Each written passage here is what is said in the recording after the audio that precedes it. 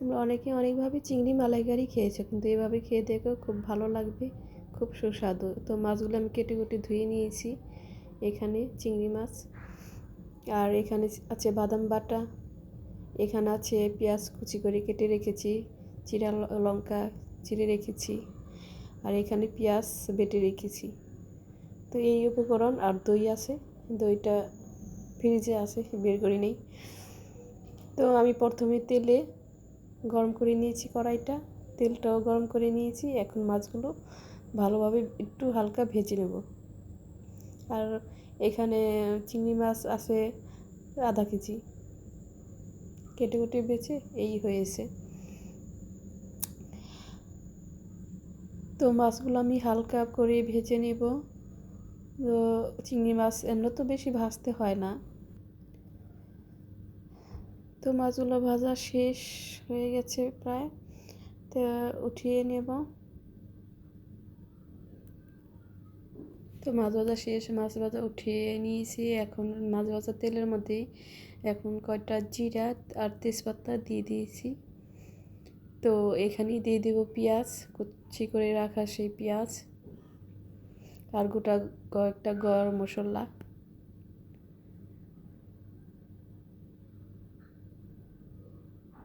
কতজনে পেঁয়াজ এভাবে দেয়, কতজনে দেয় না, একজনে একইভাবেই রান্না করে অবশ্য।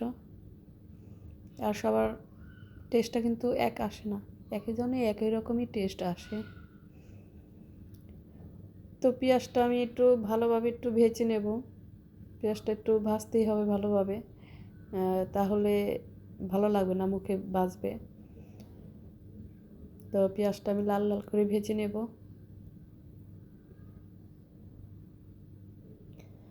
আর এই চিংড়ি মাছগুলো উঠিয়ে রেখেছি ভেজে, খুব সুন্দর করে, কি সুন্দর লাগছে দেখতে মাছগুলো। তো পেঁয়াজ ভাজাটা শেষ। এখন এর মধ্যে আমি আদার পেস্ট আর এই যে রসুন,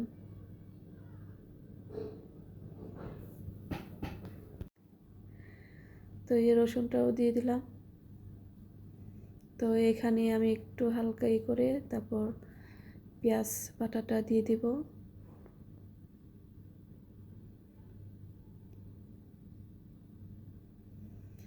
আর একটুখানি দিয়ে দিলাম কাঁচামরিচের পেস্ট।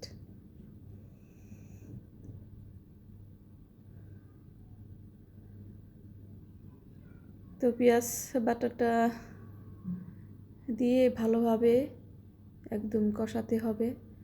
আর এখানে দিয়ে দিয়েছিলাম বাদাম বাটা, তো কড়াইতে পড়ে গিয়েছিল, সেজন্য লেগে গিয়েছে। তো বাদাম বাটা দিয়ে দিছি, এখন ভালোভাবে একটু কষাতে হবে মশলাগুলো। আর এখানে আমি সব মশলা দিয়ে দিব, হলুদের গুঁড়ো, ধনিয়ার গুঁড়ো, আর মরিচের গুঁড়ো দিব। আর এখানে টক দইটাও দিয়ে দিব।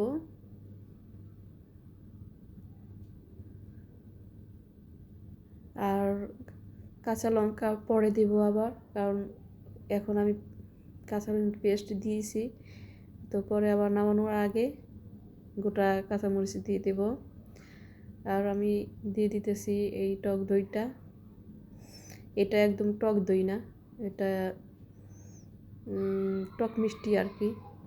আমি যে কোনো রান্নাই, রোস্ট রান্না করি, যাই রান্না করি, তো আমি এই টক মিষ্টি দইটাই দেই, একদম টক দইটা দিই না।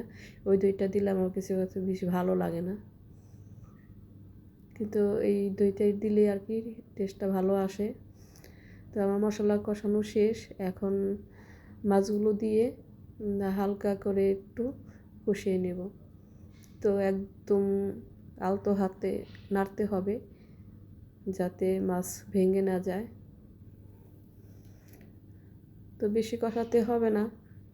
তো এখন দিয়ে দিব পানি, দিয়ে দিব।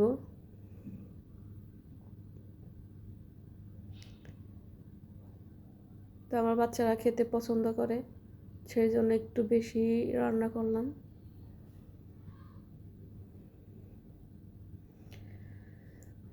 তো কষানোটা শেষ, এখন পানিটা দিয়ে দিতেছি, আর আমি কাঁচামরিচটা দিয়ে দিছি, ওটা দেখাতে ভুলে গেছি।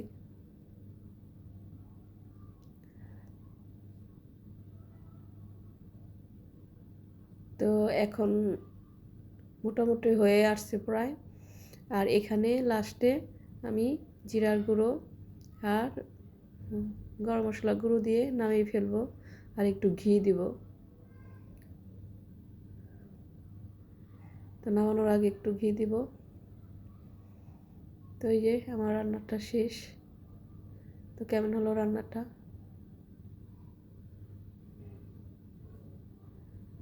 তো এইভাবে সবাই রান্না করে খেয়ে দেখবে, খুবই ভালো লাগবে। তো তোমরা ভালো থেকো, সুস্থ থেকো।